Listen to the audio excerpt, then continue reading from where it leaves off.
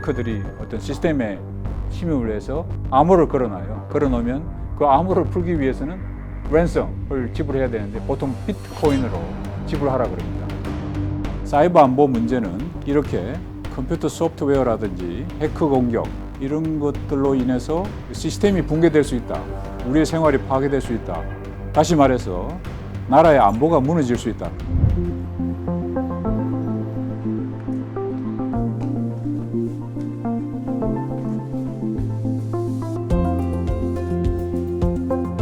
외교부의 국제안보대사 이충면입니다.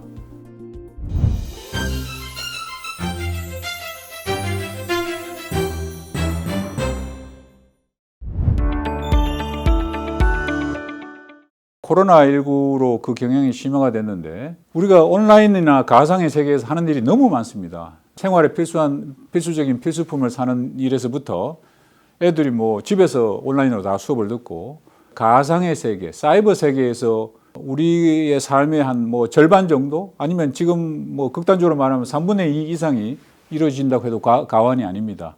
세계는 지금 현재 메타버스를 논의하고 있거든요.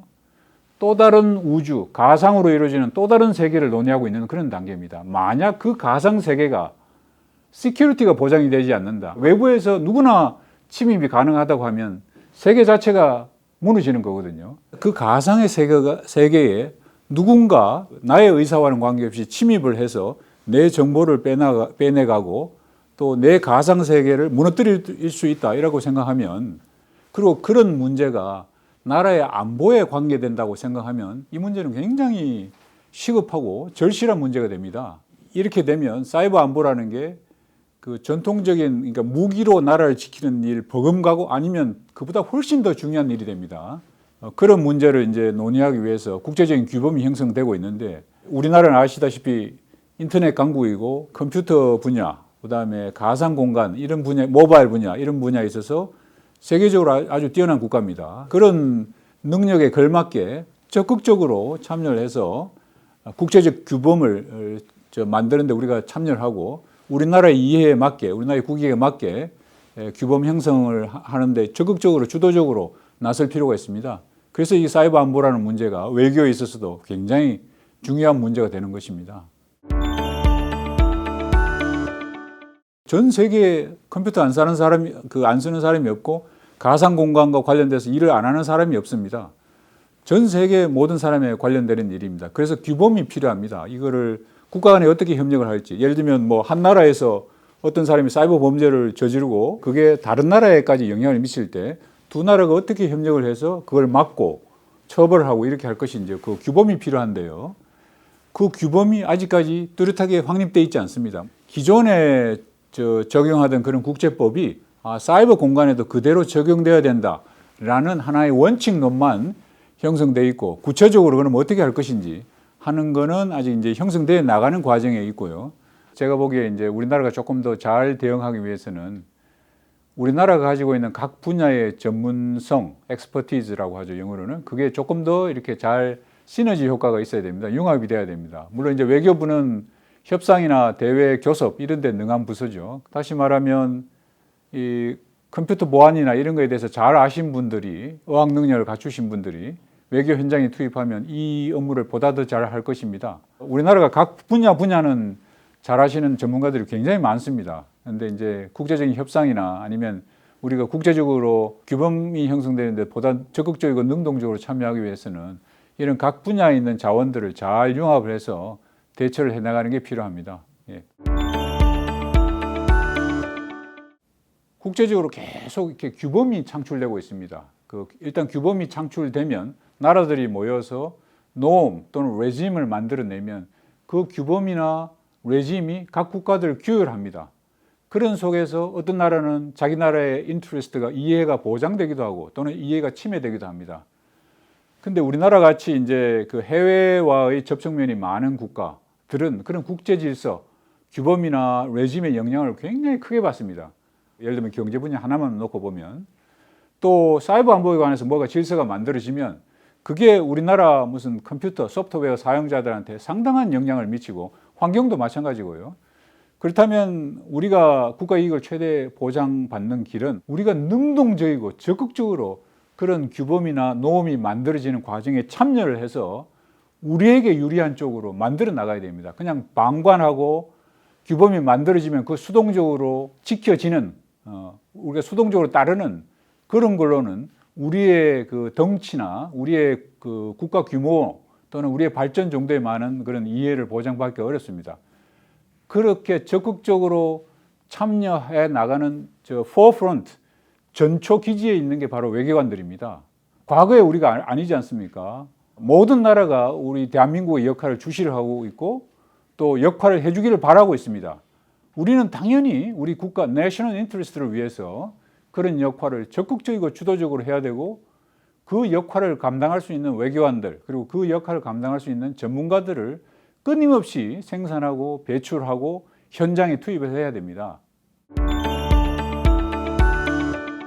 제가 사실 솔직히 말하면 나이지리아 근무할 때가 인생의 가장 큰 시련기였어요.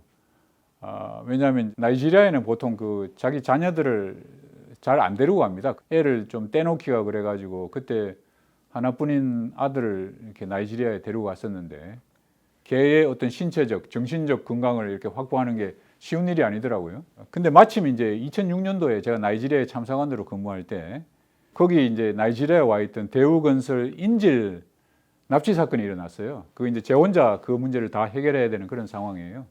그래서 막 이렇게 제가 이제 직접 나이지리아 대통령도 뭐 이렇게 접견을 하고 또 여러 가지 이제 교섭도 하고 그러는 와중에 나이지리아 정부 측에서 이렇게 주선해 준 비행기를 타고 우리 그 대우건설 9분 근로자가 납치된 반군 지역으로 비행기를 타고 가게 됐어요. 그러니까 저하고 뭐 무장경호원 열 몇 명하고 또 나이지리아 정부 대표하고 이렇게 같이 반군 지역에 이렇게 갔었는데 마침 그때 이제 제 아들이 이제 말라리아에 걸렸어요. 그리고 그때가 한 이틀째였는데 거의 이제 의사가 약간 뭐 생명이 위험하다라는 말까지 하더라고요. 그런 상황에서 이제 지금 우리 대우건설 9분이 납치가 됐으니까 현장에 가서 교섭하고 그 9분을 빨리 데리고 와야 되는 미션을 받았거든요. 그래서 비행기를 타고 가는데 비행기 이제 타고 가는 그 와중에 이제 비행기가 막 흔들거려요. 그래서 제가 그 당시에 이제 비행기 안에서 막 비행기가 흔들거리면 이제 제 생명이 위험하잖아요. 이 자연히 무릎이 꿇어지더라고요. 그래서 이제 두 손을 모으고 제가 두 가지 지금 소원이 있습니다. 하나는 그 집에 있는 저 아들놈 그 말라리아를 낫게 좀 해달라. 그거 하나고요. 또 하나는 이 미션이 우리 대우건설 9분을 데리고 오는 이 미션이 제발 성공적으로 제 생명에 문제가 없게 좀 해달라. 그래서 두 사람의 생명을 제 아들하고 제 생명을 그리고 대우건설 9분의 그 안전이 조금 확보되게 해달라. 이렇게 눈물을 흘리면서 그 비행기 안에서 빌었습니다. 정말 힘들더라고요. 이게 정신적으로 휘청휘청했어요. 그러니까 죽을지도 몰라가지고 이제 그런 상황에서 이제 그 비행기 안에서 눈물을 흘리면서 기도를 하면서 조금 제발 좀 구원 좀 해달라 하나님한테 그렇게 기도할 때가 가장 힘들었고요. 그래서 이제 뭐 농담이지만 하여튼 여담이지만 와이프하고 이제 약속을 하기로 애를 하나만 가지기로 했었어요. 애 하나면 충분하다 싶어서 이제 그렇게 했었는데 그때 이제 애가 말라리아 걸려가지고 죽을 뻔한 그런 상황을 겪어보니까 이건 말이 안 되는구나. 애가 하나만 있는 건 말이 안 된다. 애는 이렇게 계속 생기는 대로 낳는다 이래가지고 지금은 5이 됐습니다. 그리고 가장 또렷하게 제가 밤에 누우면 제 차하고 이렇게 천장을 쳐다보면서 1초 1초가 생각나는 순간은 바로 그때거든요. 비행기 타고 우리 인질 구출하러 갈 때 그리고 애가 말라리아 3번 이렇게 아프고 회복될 때 그 환희, 그 기쁨 그때는 정말로 1초 1초가 생각나는 순간입니다. 이런 개념을 얘기합니다. 스티브 잡스가 Connecting the dots, 다시 말하면 점들을 연결한다 이렇게 얘기를 하는데 그게 뭐냐면 젊었을 때는 그 점들이 나중에 자기 미래에 자기 인생에 어떤 식으로 도움이 될지 어떤 식의 임팩트를 미칠지 잘 모른다는 거예요. 근데 젊었을 때는 그 점들을 만들기 위해서 더 깊이 파기 위해서 노력을 해야 된다 이런 겁니다. 스티브 잡스 본인의 경험을 예를 들면서 중퇴를 하고 이제 막 강의를 자기 듣고 싶은 거 듣습니다. 그 중에 하나가 캘리그라피, 서예가 있습니다. 자기는 그냥 재미있어서 막 파고 여러 서체를 연구를 하고 이랬는데 나중에 그게 자기가 개발한 그 맥 시스템에 있어서 중요한 글자체로 변환이 되게 됩니다. 그걸 자기가 이렇게 그 느끼고 나서 내가 그 서예 공부할 때는 그렇게 나중에 나의 인생에 도움이 될지 몰랐다. 인생이란 건 바로 그런 거다. 젊었을 때의 노력들이란 건 바로 그런 거다. 내가 하고 있는 일이 나중에 뭐가 될지는 잘 모르지만 그래서 불안하지만 믿어라. 이게 지금 하고 있는 노력이 뭔가 도움이 될 것이라고 믿어라.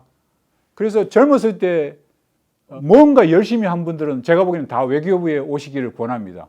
국가 이익을 맥시마이즈 하는 일에 자기의 정열을 바치는 것보다 더 가치 있는 일이 어디 있겠어요? 각 분야 분야의 전문가들이 이런 종합예술인 외교에 들어오셔서 Connecting the dots, 점들을 연결해서 대한민국의 종합예술인 외교를 완성시키면 굉장히 좋을 것 같다는 생각이 들고요. 외교라든지 외무고시, 외교부에 국한되는 일은 아니지만 젊은 사람들한테, 제 아들한테도 항상 그럽니다. 뭐든지 너가 원하고 재미있고 즐거운 일을 끊임없이 드릴 파듯이 끝까지 벌수해라, 추구해라. 그러면 뭔가는 이루어진다.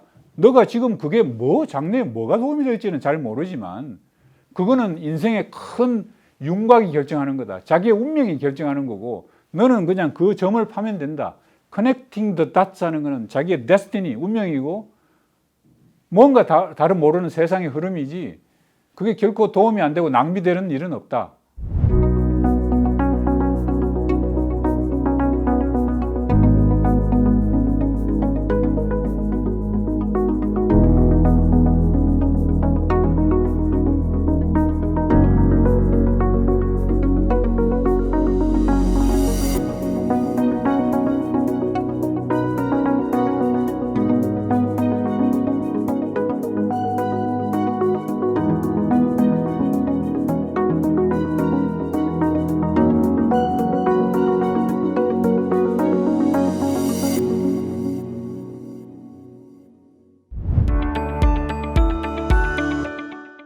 사이버 공간에서의 기술이 계속 끊임없이 발전하고 있기 때문에 지금은 이제 규범 형성 초기에 있지만 앞으로 폭발할지 모릅니다. 그 규범 형성 과정이.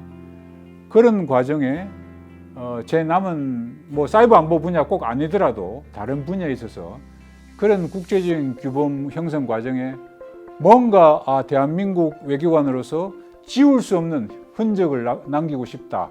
모든 분야의 규범에는 예를 들면 환경이면 환경, 군축이면 군축 그런 분야의 규범을 만드는 데 있어서 족적을 남긴 외교관들이나 학자들이 있습니다. 그런 학자들이나 외교관들의 그 리스트에 저도 이름을 남기고 싶은, 그게 사이버 안보가 됐든 무슨 다른 분야가 됐든 그거는 이제 제 앞으로 남은 커리어가 결정하겠죠.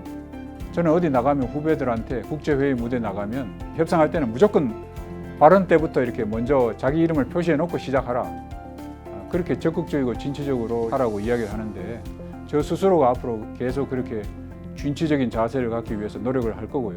또 제가 이제 30년 동안 외교부에 근무를 했으니까 후배들도 그러한 자세를 가지도록 후배들 트레이닝에도 이렇게 조금 노력을 해볼 생각입니다.